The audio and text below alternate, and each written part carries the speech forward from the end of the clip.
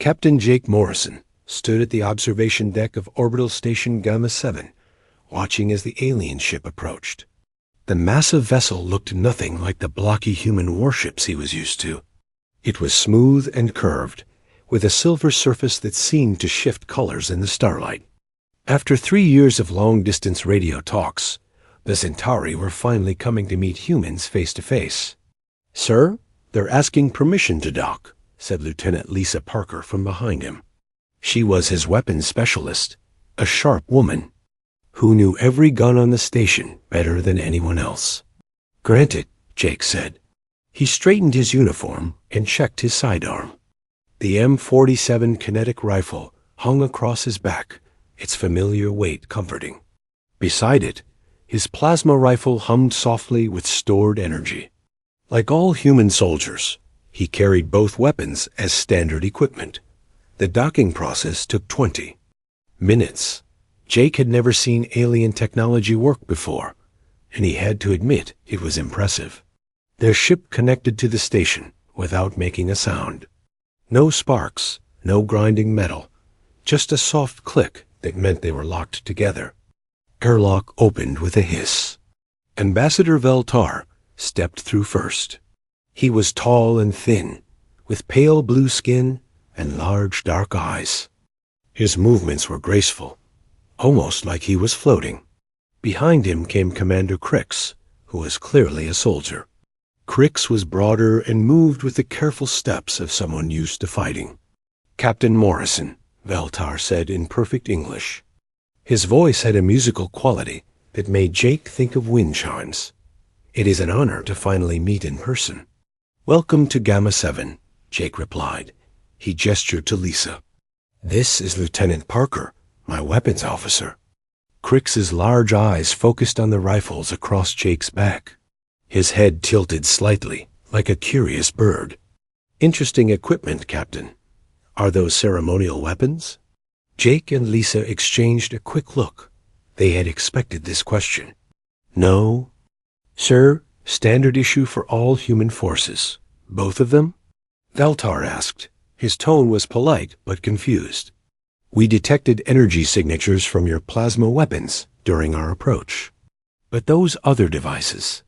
He paused, searching for words. "They appeared to be kinetic projectile launchers." "That's right," Lisa said.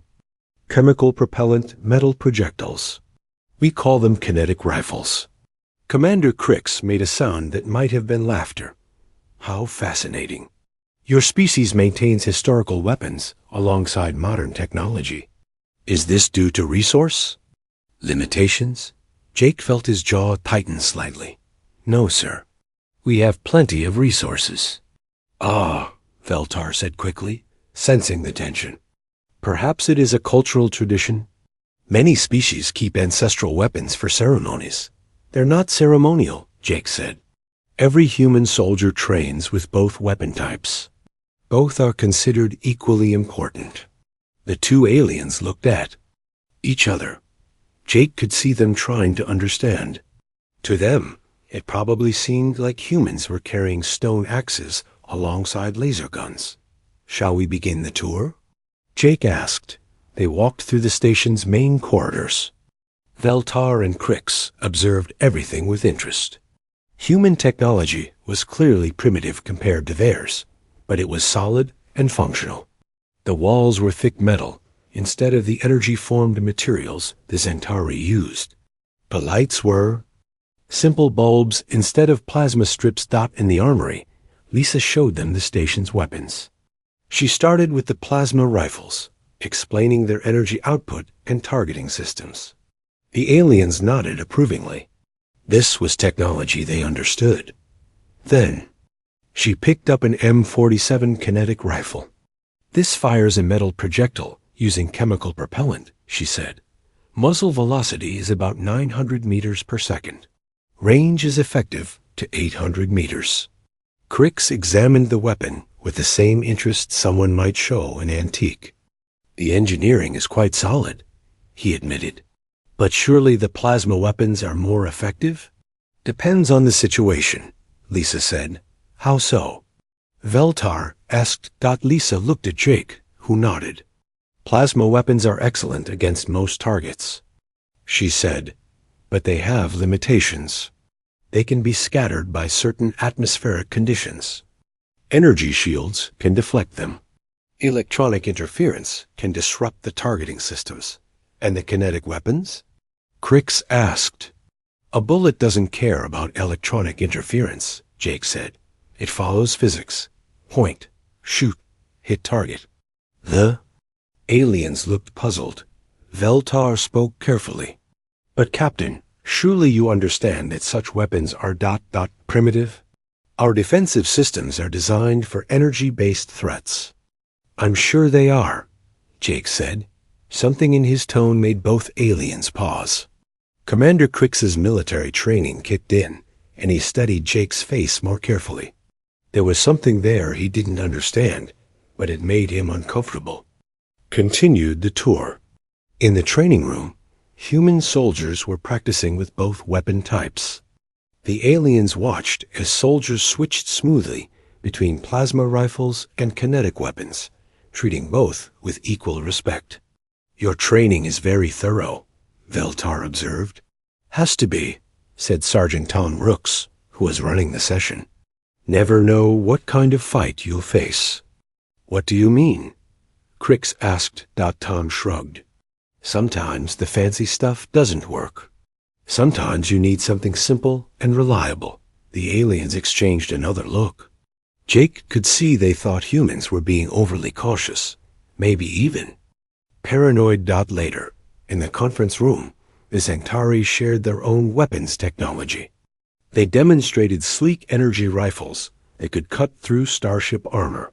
The power cells lasted for months. The targeting computers could hit objects in orbit from a planet's surface. Impressive, Jake said, and he meant it. Your turn, Veltar, said. Lisa brought out an M47 and set up a target at the far end of the room. The aliens watched as she loaded a magazine, aimed, and fired. The metal projectile punched through the target with a loud crack.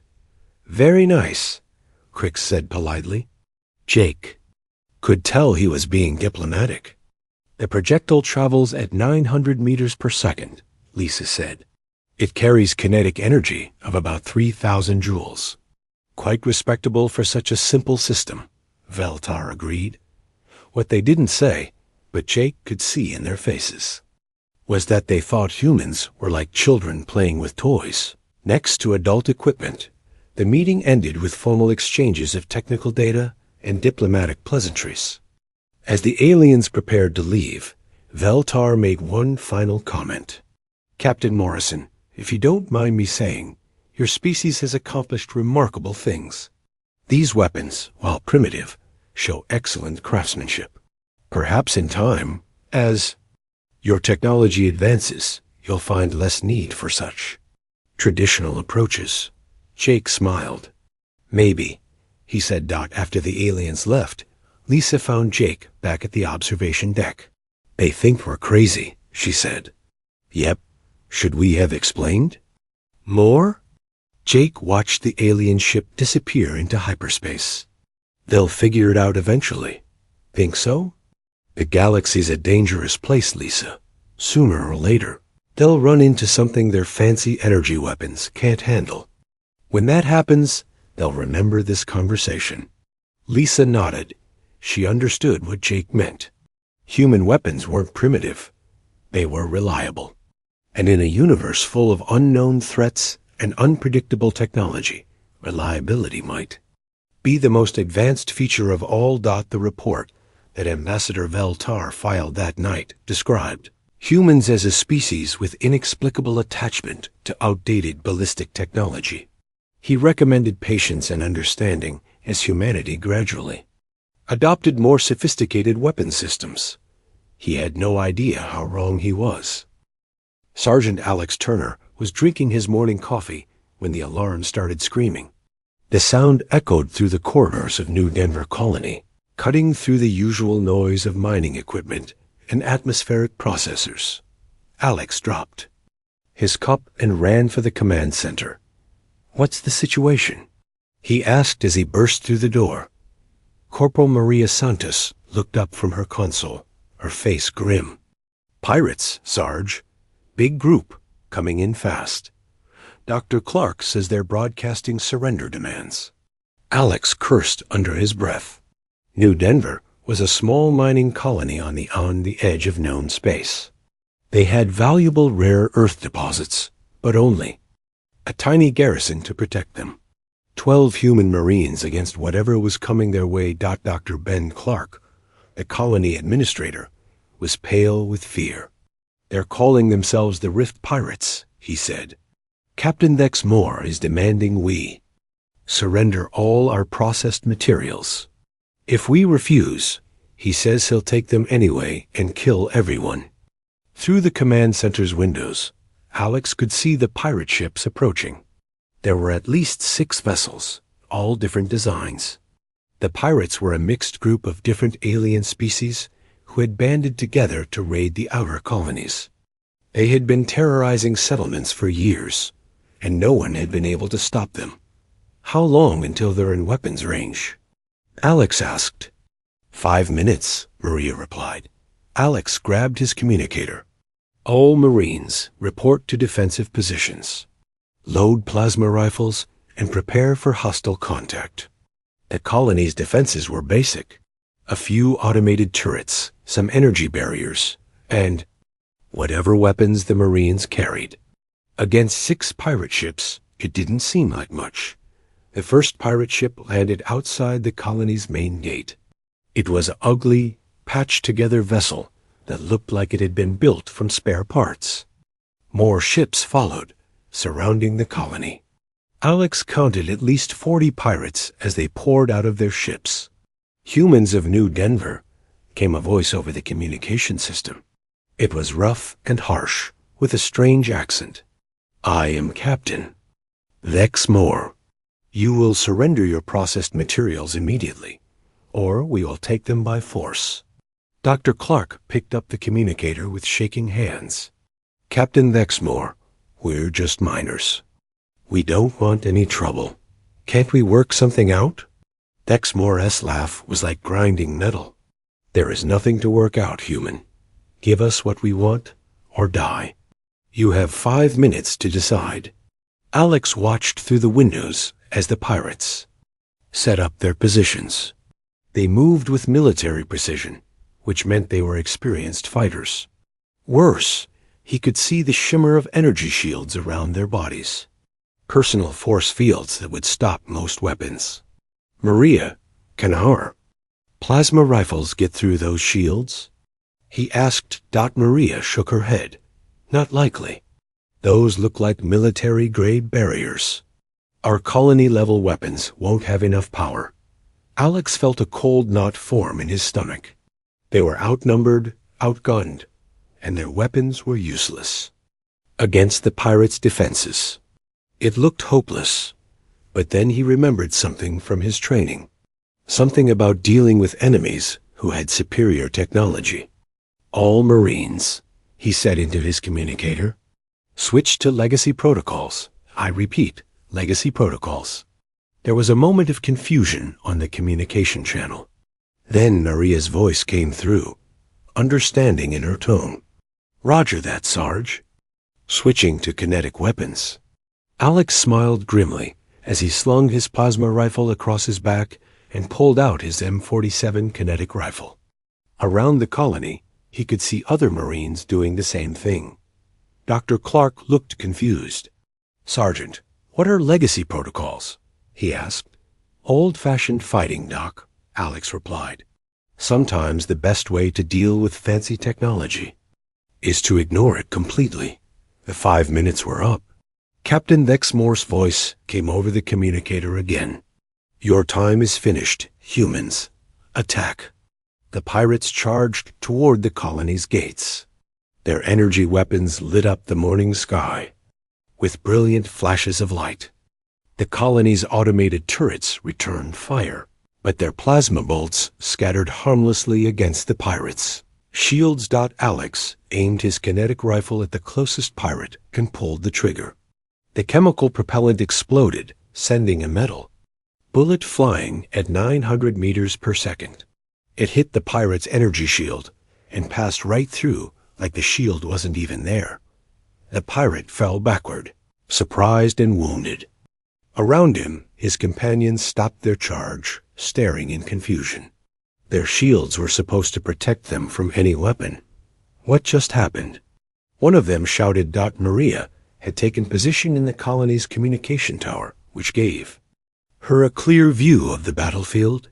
She was their best shot, and Alex had positioned her where she could do the most damage. Her first shot took down a pirate who was trying to set up a heavy weapon. Her second shot stopped another pirate who was giving orders to his squad. The pirates were in chaos. They had expected an easy fight against primitively armed humans. Instead, they were being picked off by weapons that completely ignored their advanced defenses. Captain Nexmo's voice came over their communication channel, speaking in his own language. Alex couldn't understand the words, but the tone was clear. The pirate captain was angry and confused. More pirates fell as the human marines continued their precise shooting. Each shot was carefully aimed, and each bullet found its target. A pirate's energy shields might as well have been made of paper. Impossible. Exmoor finally shouted in English. How are your primitive weapons penetrating our shields? Alex didn't bother to answer. He was too busy reloading his rifle. The pirates were starting to panic. Some of them were trying to retreat back to their ships, but Maria's accurate fire from the tower was making that difficult. One group of pirates tried to rush the main gate, thinking they could overwhelm the defenders with numbers. They ran straight into Private Jake Wilson and his squad, who were waiting with their kinetic rifles ready. The firefight was short and brutal. Energy shields meant nothing against simple metal bullets. The tide of battle turned completely. Pirates who had been confident in their superior technology were now hiding behind rocks and debris, trying to figure out why their defenses weren't working. Some of them started shooting at the colony with wild, panicked fire. They're breaking, Maria reported over the communicator. Half of them are trying to get back to their ships. Alex saw his chance. All squads advance. Drive them off. The Marines moved forward, their kinetic rifles cracking steadily. Each shot was precise and deadly. The pirates, used to fighting enemies with energy weapons that their shields could stop, had no idea how to deal with simple bullets. Captain Nexmoor finally reached his ship and lifted off, broadcasting a retreat order to his remaining pirates. The other ships followed quickly, leaving behind several dead pirates and a lot of abandoned equipment dock as the pirate ships disappeared into hyperspace. Alex gathered his Marines. Not one of them had been seriously wounded. They had faced a superior force with better technology, and one decisively. Dr. Clark approached Alex, still looking shocked. Sergeant, I don't understand. How did your weapons get through their shields? Alex checked his rifle and reloaded it with fresh ammunition. Energy shields are designed to stop energy weapons, Doc. They work by deflecting or absorbing directed energy attacks. But they can't stop physical objects moving at high speed. You mean a simple bullet can get through shields that stop laser beams? That's exactly what I mean, Alex said. Those pirates spent so much money on fancy shields that they forgot about basic physics. A shield that can stop a plasma bolt is useless against a chunk of metal moving at 900 meters per second. Maria climbed down from the communication tower, her rifle still smoking slightly. Word's going to spread about this, she said. Pirates won't expect human settlements to be easy targets anymore. Alex nodded. Good. Maybe they'll think twice before attacking human colonies. What Alex didn't know was that Captain Nexmoor was already broadcasting warnings to other pirate groups. The message was simple and terrifying. Humans had weapons that could ignore shields. The galaxy's criminal underworld was about to learn a hard lesson about the dangers of fighting enemies who never forgot the basics of warfare. In the days that followed, similar reports began coming in from across human space. Pirates and raiders who had grown comfortable relying on their advanced technology were being defeated by humans with simple, reliable weapons. The galaxy was starting to realize that humanity's attachment to ballistic weapons wasn't primitive thinking. It was strategic genius. Professor Linda Hayes packed her equipment carefully into the transport case. She was nervous, but also excited.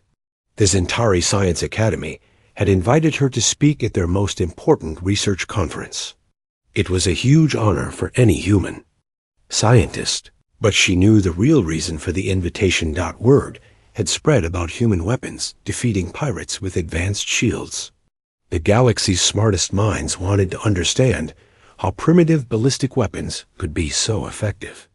They probably expected to find some simple explanation and then teach humans how to build better energy weapons. They were in for a surprise.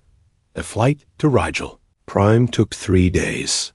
When Linda's ship landed at the Zentari Science Academy, she was amazed by what she saw.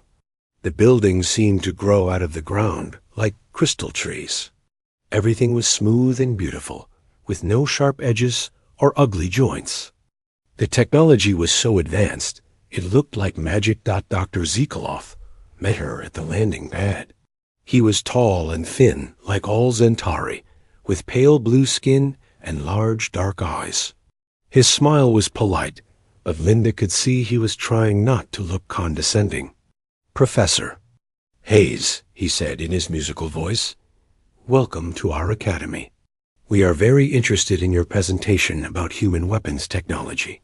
"Thank you for inviting me," Linda replied. "I think you'll find it educational." As they walked through the academy, Linda saw alien scientists working with equipment she could barely understand. Machines that seemed to bend light around themselves. Computers that floated in mid-air without any visible power source. Everything was incredibly advanced. "Your technology is impressive," Linda said. "We have been developing it for over 2,000 years, Zikaloth replied. "Energy manipulation is the foundation of all modern science. We have moved far beyond the crude chemical reactions your species still uses." Linda nodded, but didn't say anything. She had heard this attitude before. Most alien species saw humans as primitive because they still used chemical propellants and metal projectiles. What they didn't understand was why humans kept using them. The conference hall was enormous. Hundreds of alien scientists filled the seats, representing dozens of different species. Linda recognized Zentari, Rigelians, vegan traders, and several others she had only seen in textbooks. They were all looking at her with curious interest. General Rick Coleman had come with Linda as a military advisor. He sat in the front row, wearing his dress uniform with both energy and kinetic weapons clearly visible. Linda could see the aliens staring at his equipment with the same expression people might use when looking at museum displays. Dr. Zikaloth introduced Linda to the audience. "Professor Hayes will explain how her species has achieved surprising results with primitive kinetic weapons," he said. "Perhaps we can help them understand more efficient energy-based alternatives." There was polite applause as Linda stepped up to the podium. She looked out at all those alien faces, most of them already convinced they knew what she was going to say. This was going to be fun. "Thank you all for coming," Linda began. "I want to start with a question. How many of you think human weapons are primitive?" Almost every hand in the room went up. Some aliens looked embarrassed, but most seemed comfortable admitting it. "Good," Linda said. "Now let me ask another question. How many of you have weapons that can function after being hit with an electromagnetic pulse?" The hands went down. The aliens looked confused by the question. "How many of you have weapons that work in any atmosphere, on any planet, regardless of local conditions?" More confused looks. A few scientists began whispering to each other. "How many of you have weapons that can be manufactured using materials available on any inhabited world. Now the audience was getting uncomfortable. Linda could see they were starting to understand that this wasn't going to be the simple presentation they had expected. "Let me show you something," Linda said. She gestured to General Coleman, who brought a case to the front of the room. Inside were two weapons, a Zentari plasma rifle and a human M47 kinetic rifle. "Dr. Zikaloff, would you please demonstrate your plasma rifle?" Linda asked. Zikaloff looked pleased. He picked up the elegant energy weapon and activated it. The rifle hummed with power, and its targeting display lit up with complex readouts. He aimed at a target at the far end of the room and fired. A brilliant beam of plasma struck the target, leaving a perfectly circular hole. "Excellent," Linda said. "Now, Dr. Zikaloff, please fire that weapon again." Zikaloff looked confused, but complied. He pulled the trigger, but nothing happened. The weapon was dead. "What's wrong?" he asked, examining the rifle. "I used a small electromagnetic pulse generator while you were firing," Linda explained. "It disrupted the weapon's electronics. The rifle is now completely useless until you can repair or replace its computer systems." She picked up the human kinetic rifle. "Now watch this." She aimed and fired. The loud crack of the chemical propellant echoed through the hall. The metal bullet punched through the same target, right next to the plasma hole. "Your pulse device disabled my weapon," Zikaloff said. "Why didn't it affect yours?" "Because my weapon has no electronics," Linda replied. "It uses chemical energy to propel a metal projectile. There are no computers to disrupt, no energy cells to drain, no complex systems to fail. Point, pull trigger, bullet goes where you aim it." The audience was completely silent now. Linda could see the implications sinking in. "Let me explain what you're really looking at," she continued. "You see primitive technology. I see reliability. You see outdated chemical reactions. I see independence from power sources. You see simple metal projectiles. I see ammunition that can be made in any basic machine shop." General Coleman stood up. "May I add something, Professor?" "Please do." "Ladies and gentlemen," Coleman said, addressing the audience, "every human soldier carries both energy and kinetic weapons. We use plasma rifles when they're the best tool for the job. But we keep ballistic weapons because we learned something the galaxy seems to have forgotten." "What's that?" asked a Rigelian. "Scientist, war is unpredictable," Coleman replied. "Your enemies will try to take away your advantages. They'll jam your communications, disrupt your power, create interference that makes your fancy weapons useless. When that happens, you need something that works no matter what." Linda activated a holographic display. "Let me show you the real difference between our approaches. Energy weapons are sophisticated, but they're also fragile. They depend on technology that can be countered." The display showed a comparison chart. Energy weapons needed power cells, targeting computers, cooling systems, and clean atmospheric conditions. Kinetic weapons needed a trigger, chemical propellant, and a metal projectile. A plasma rifle stops working if any one of dozens of components fails, Linda explained. A kinetic rifle stops working if the trigger mechanism breaks. That's it. Everything else is just metal and chemistry. Dr. Zikaloff was staring at the display with growing horror. "You're saying that our advanced weapons are actually more vulnerable than your primitive ones." "I'm saying that complexity creates vulnerability," Linda replied. "The more sophisticated your weapon, the more ways it can be defeated. Human weapons aren't primitive. They're reliable." A vegan scientist raised her hand. "But surely accuracy and power are more important than reliability," Linda smiled. "General Coleman, what's the effective range of a human sniper rifle?" 2 kilometers with standard ammunition," Coleman replied. over 3 kilometers with specialized rounds. And the M47 that every soldier carries? 800 meters accurate range, but it can kill at twice that distance. The aliens looked shocked. Their personal energy weapons had ranges of maybe 200 meters before the beam dispersed too much to be effective. You see, Linda said, we didn't abandon ballistic technology when we developed energy weapons. We perfected it. A human kinetic rifle today is more accurate, more powerful, and more reliable than anything our ancestors could have imagined. But it still works on the same basic principles they understood 1,000 years ago. High Counselor Nexara, who had been silent throughout the presentation, finally spoke. Professor Hayes, are you suggesting that our technological advancement has been counterproductive? Linda considered the question carefully. I'm suggesting that advancement without wisdom is dangerous. You've built amazing weapons, but you've also built amazing vulnerabilities. Every system can be hacked, jammed, or disrupted. But physics is always physics. A bullet traveling at 900 meters per second will hit what you aim it at, regardless of what kind of electronic warfare your enemy is using. The conference hall erupted in discussion. Scientists were arguing in dozens of languages. Some were angry, some were excited, and some looked terrified. Dr. Zikoloff approached Linda after the presentation. Professor, I must ask, if human weapons are so superior, why did you share this information with us?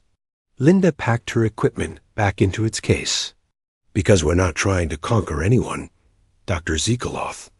We just want to survive in a dangerous galaxy. And sometimes the best way to avoid a fight is to make sure everyone understands the cost of starting one. As Linda and General Coleman left the academy, she could hear the debates continuing behind them.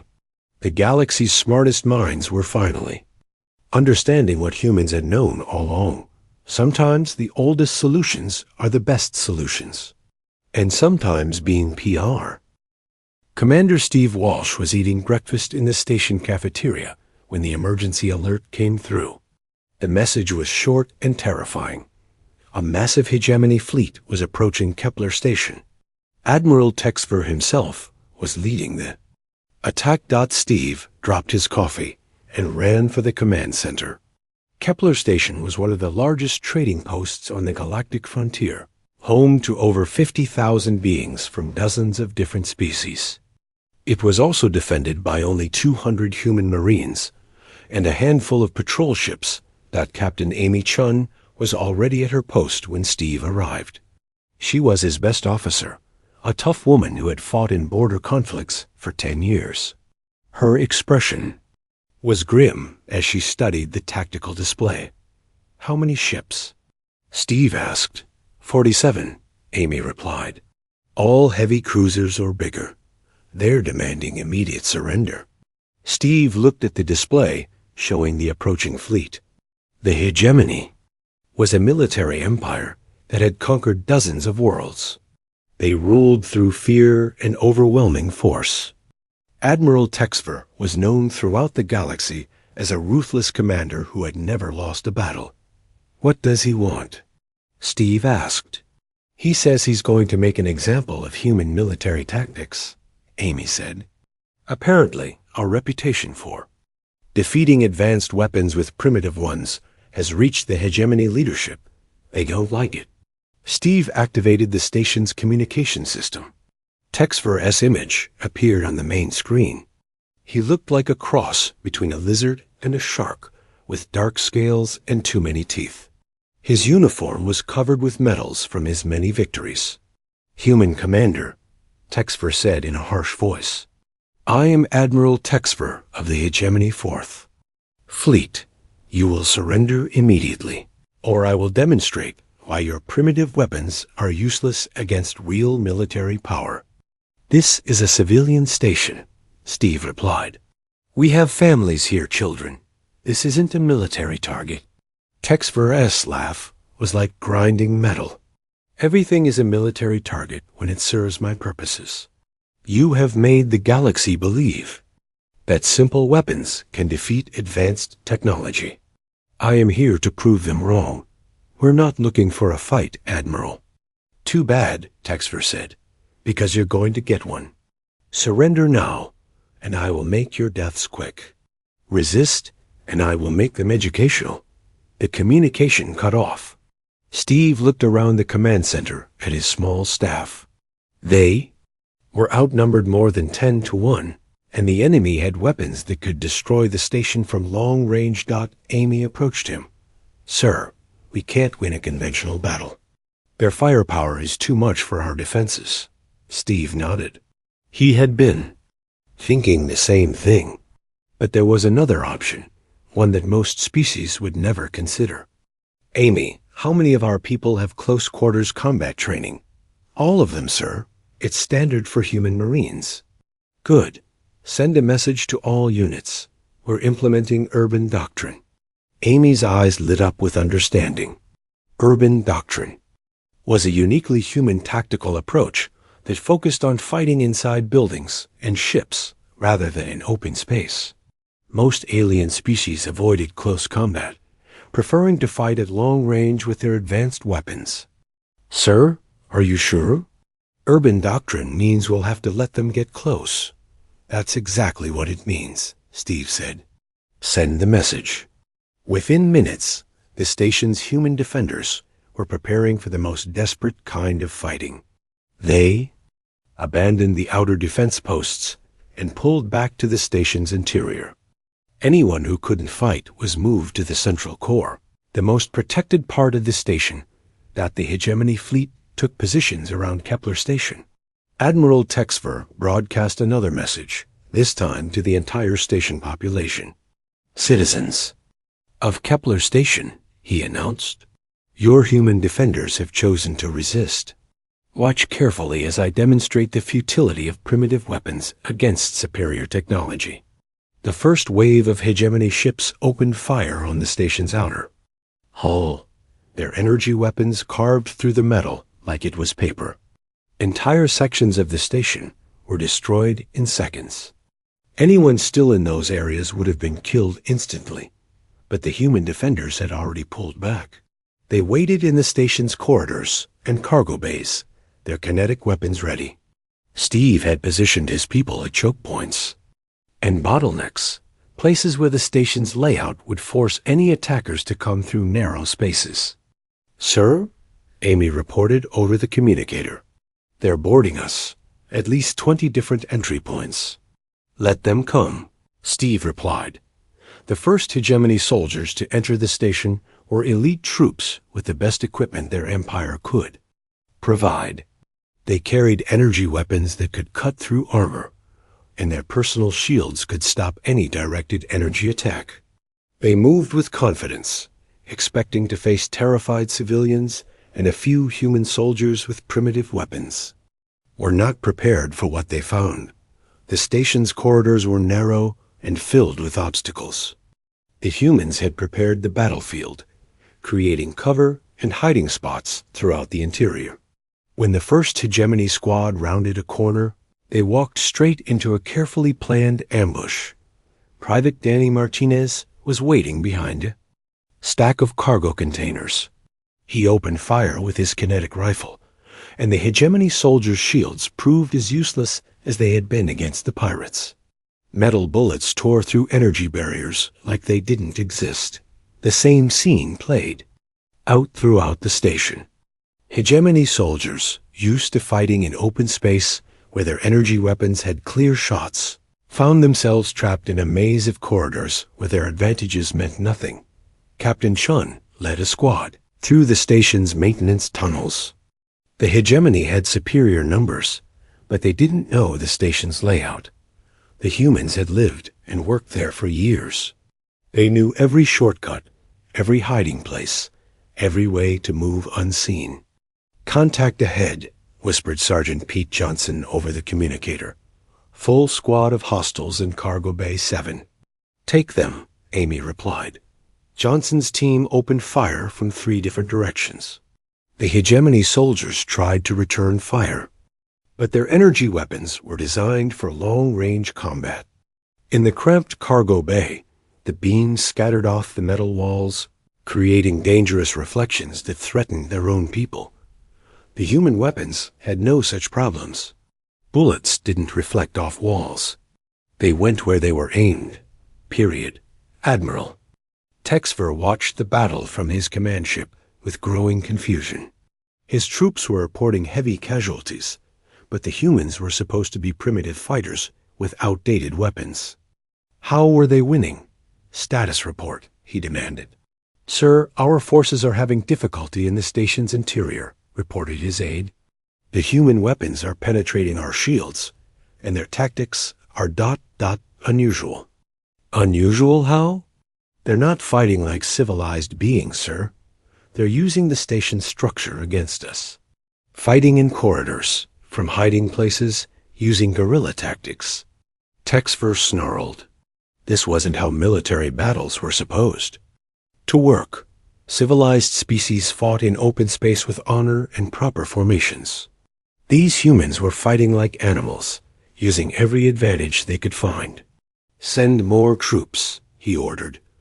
Overwhelm them with numbers. But numbers didn't help in the station's narrow passages. Every corridor became a killing ground where human soldiers with kinetic weapons could hold off much larger forces. The hegemony's advanced energy weapons were useless at close range, and their targeting computers couldn't lock onto enemies hiding. Behind cover, Steve coordinated the defense from the command center, watching as his people turned the station into a death trap for the invaders. The hegemony had expected a quick victory against primitive humans. Instead, they were being bled dry in a type of fighting they had never trained for. Sir, Amy reported, the enemy is pulling back from sectors 4 through 7. They're taking heavy casualties and making no progress. How are our people doing? Light casualties so far. The enemy's weapons aren't very effective in close quarters. Steve nodded. Urban doctrine was working exactly as designed. The humans had given up their defensive positions and let the enemy come to them, then turned the station itself into a weapon. Hours passed. The hegemony kept sending more troops, but they all met the same fate. The station's corridors were littered with alien soldiers who had learned too late that energy shields were useless against simple bullets. Finally, Admiral Texfer himself led an assault team into the station. He was determined to end this embarrassing defeat personally. But like his soldiers, he found himself trapped in passages where his advanced weapons were more liability than asset. Steve and Amy were waiting for him in the main cargo bay. The Admiral's personal shield generator was the most advanced the hegemony had ever built. It didn't matter. Amy's first shot went right through it and dropped him to the deck. Impossible. Texfer gasped as Steve approached. My shields. There. Military grade ... double quotes. Yeah, Steve said. But they're designed to stop energy weapons. We don't use energy weapons. Texfer's eyes widened as he finally understood. The humans hadn't defeated his technology by being more advanced. They had defeated it by ignoring it completely. The remaining hegemony forces retreated to their ships and jumped to hyperspace, leaving behind hundreds of their comrades. The mighty Admiral Texfer had been defeated by humans using weapons his ancestors might have recognized. As Steve surveyed the damage to the station, he realized this battle would change The emergency session of the Galactic Council was the largest gathering in the organization's history. Representatives from over 300 species filled the massive chamber on Nexus Prime. The air was thick with tension and the sound of dozens of different languages being translated in real time. Ambassador Kate Williams sat at the human delegation table, trying to look calm despite the hostile stares from many of the alien representatives. Beside her, Fleet Admiral Dan Murphy wore his dress uniform with both energy and kinetic weapons clearly visible. The sight of those weapons made many aliens uncomfortable. Chancellor Vorthek called the session to order. He was an ancient being, whose species had helped found the Galactic Council 5,000 years ago. His voice carried the weight of centuries as he addressed the assembly. "We are here to discuss the human weapons question," he announced. "Recent events have caused concern throughout the galaxy. The defeat of Admiral Texfor and the Hegemony Fourth Fleet has shocked the military establishments of every major power." Murmurs filled the chamber. The Hegemony had been considered invincible for over a century.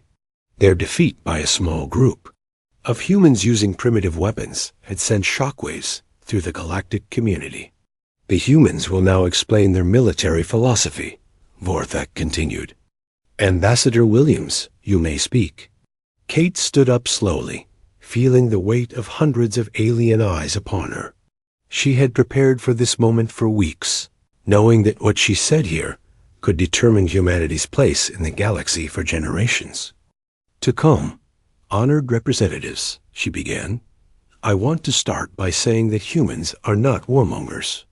We did not seek conflict with the pirates, the Hegemony, or anyone else. We simply defended ourselves when attacked. With primitive weapons that somehow defeat our most advanced technology," interrupted the Centauri representative. "How do you explain this?" Admiral Murphy stood up. "May I answer that question, Ambassador?" Kate nodded. Murphy stepped forward, his weathered face serious. He had fought in more battles than most of the aliens in the room had ever heard of.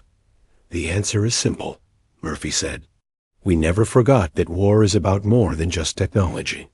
It's about will, adaptability, and understanding your enemy." "Explain," demanded the Regellian delegate. Murphy activated a holographic display. "Every species in this room has spent centuries developing more and more advanced weapons. Plasma rifles, particle beams, energy shields, targeting computers. All very impressive." The display showed various alien weapon systems, each more sophisticated than the last. "But in your rush to build better technology, you forgot something important," Murphy continued. "Every system can be countered. Every advancement creates new vulnerabilities. The more complex your weapons become, the more ways they can fail." War Master Groktar suddenly stood up.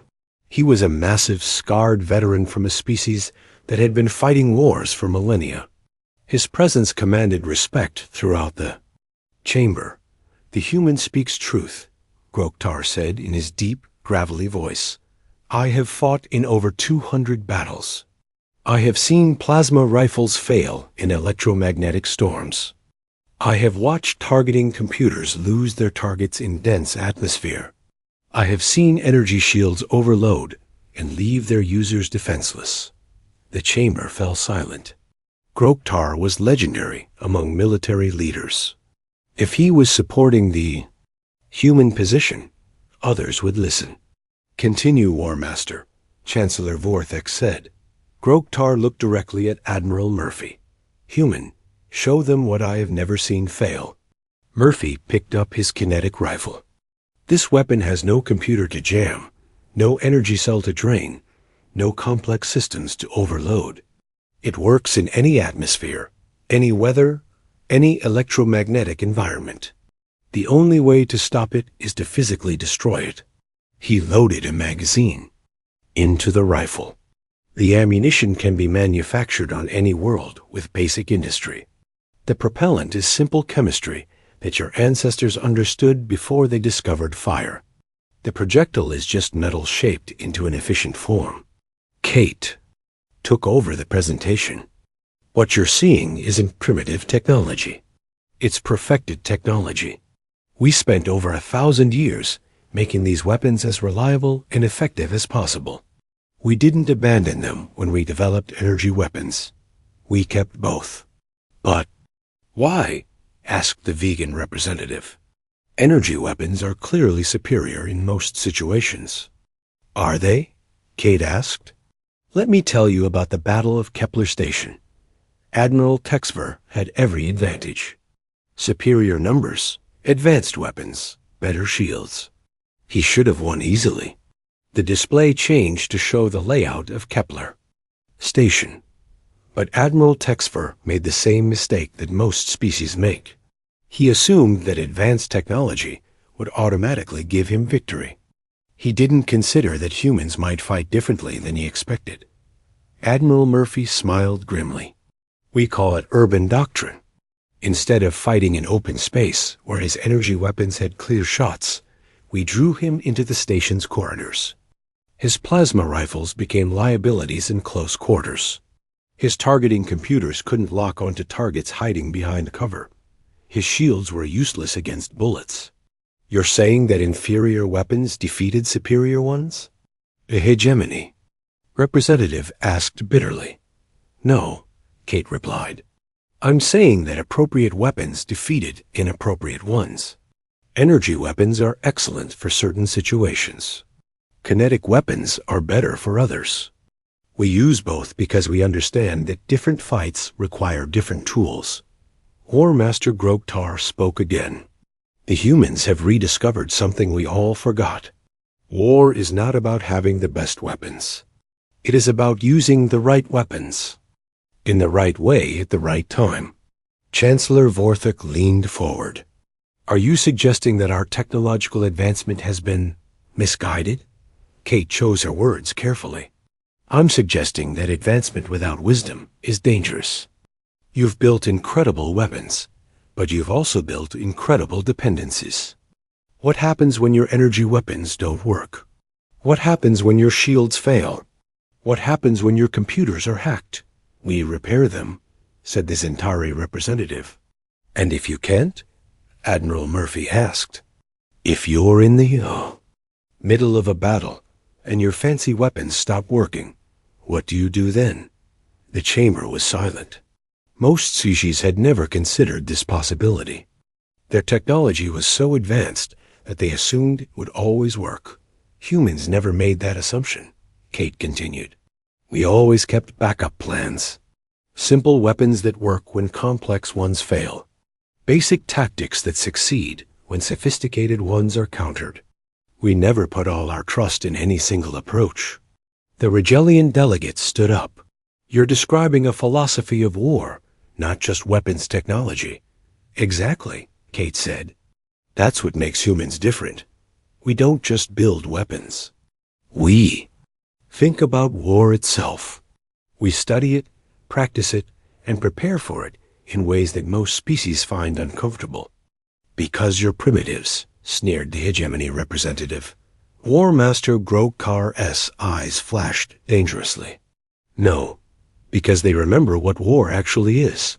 He stood up and addressed the entire chamber. I have fought alongside and against many species. I have seen the greatest military minds in the galaxy. But I have never seen anything like human military thinking. What do you mean? Chancellor Vorthik asked. Other species fight to prove their superiority, Groktar explained. They want to show off their advanced weapons and sophisticated tactics. Humans fight to win. They use whatever works, regardless of how it looks to others. Kate nodded. We're not trying to impress anyone. We're trying to survive. And sometimes survival means using simple solutions that work instead of complex solutions. That might fail. Admiral Murphy added, every human soldier knows that the weapon that works is better than the weapon that's advanced. The tactic that succeeds is better than the tactic that's elegant. The strategy that wins is better than the strategy that's sophisticated. The chamber erupted in discussion. Representatives were arguing in dozens of languages, their translators, struggling to keep up. Some aliens looked angry, some looked frightened, and some looked thoughtful. Chancellor Vorthik called for order. Ambassador Williams, what does humanity want from this council? Kate looked around the chamber at all the alien faces. We want to be left alone to live our lives in peace. But we also want the galaxy to understand that we won't be easy victims for anyone who thinks humans are primitive. And if we choose to test that claim? Asked the hegemony representative. Admiral Murphy's smile was cold. Then you'll learn the same lesson Admiral Texfer learned at Kepler Station. Advanced technology means nothing if you don't know how to use it properly. War Master Groktar stood up one final time. "I have a prediction," he announced. "Within 10 years, every military in the galaxy will be studying human tactics. Within 20 years, kinetic weapons will be standard issue for all major powers.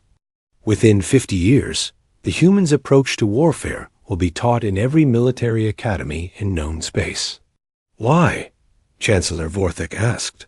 "Because they work," Groktar replied simply. "And in the end, that's all that matters." The session ended with no formal resolutions, but Kate knew the real work was already done. Word would spread throughout the galaxy that humanity represented a new way of thinking about war and survival.